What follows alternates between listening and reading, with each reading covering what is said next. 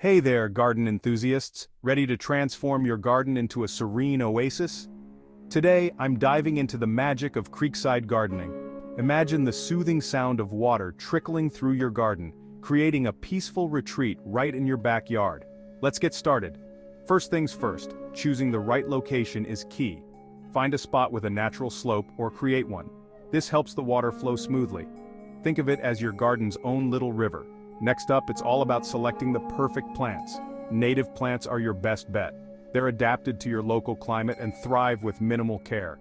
Some great picks include ferns, hostas, and cardinal flowers. These beauties not only love the moisture, but also attract butterflies and hummingbirds.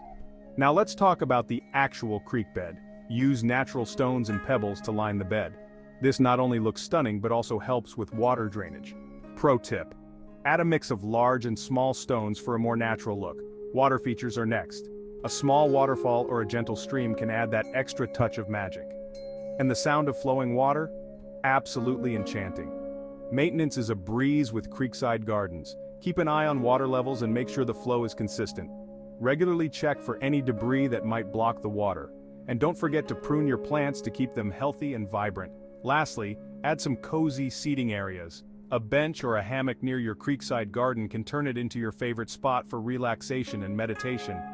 Imagine sipping your morning coffee with the sound of water in the background. Pure bliss, right?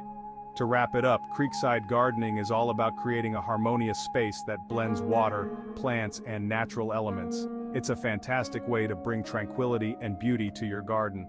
So, roll up those sleeves and start crafting your Creekside paradise today. If you found this video helpful, give it a thumbs up and subscribe for more gardening tips and inspiration. Happy gardening!